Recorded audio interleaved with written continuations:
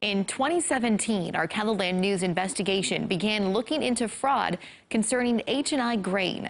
One of the owners of the elevator, Jared Steffensen, was selling grain without paying farmers and then gambled away as much as $10 million hedging commodities. His wife Tammy and his mother Joanne both pleaded guilty to helping to cover up the crimes. KELOLAND's Angela Kennecke was there for the final chapter in this investigation. 5 years after area farmers found out they had been defrauded by H&I Grain, the Steffensens were finally sentenced by a judge in court. Over the years, I had built this relationship up with H&I, and I trusted them.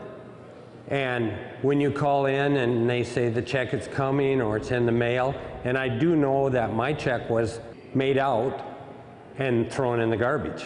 Ed Wilkinson is one of the farmers who spoke to the judge in the Beadle County courtroom as Jared, his wife Tammy, and his mother Joanne were all sentenced on one felony count each as part of a plea bargain. The farmers are still owed some $5 million. Jared Steffensen had offered to begin reimbursing them through his job at H&I Trucking. He's offering to take that truck and come haul our grain off the farm to town.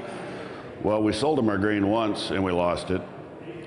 So can we trust him to haul our grain again? The farmers all testified they didn't believe that the Steffensens were remorseful for their crimes, even after facing charges. They've still been living their lifestyle, which to me shows no remorse to the community whatsoever. However, today in court, all three Steffensens apologized to the crowd of farmers. Jared said, "I destroyed many lives with my actions. I did this to them, and I will spend the next 30 years trying to make it up to them." In court, Tammy cried and told the farmers she thought she could save the company. She said, "No words will ever explain how sorry I am for the burden I have caused."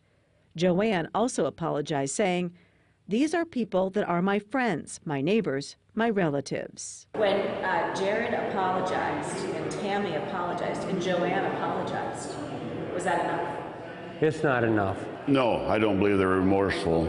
You know, I believe any defendant is at their sentencing hearing is going to apologize. The Steffensens all asked Judge Kent Shelton for probation, saying they were not a threat to the community.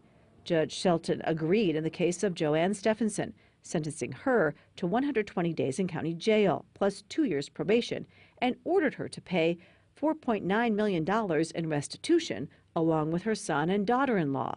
But in the cases of Jared and Tammy, the judge said that he didn't believe their remorse was genuine, that they took very little accountability, and that they had repeatedly lied to producers.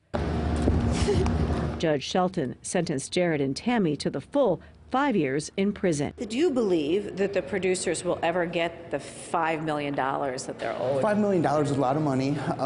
You know, there's hope that the producer will get some of it, but at the end of the day, we don't anticipate that they're going to be fully compensated. The Albrechts, who have 5 family farms, don't ever expect to see the $1 million they lost returned to them. It is hard. It's sad. It's very sad, and it hurts a lot of people. Tammy and Jared Steffensen could be out of prison within 15 months.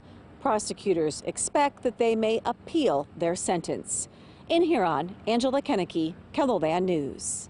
An attorney representing many of the farmers in a civil case is hoping that a legal action brought against CHS Hedging for allowing Jared Steffensen to get millions of dollars in the hole may help recover some of their money.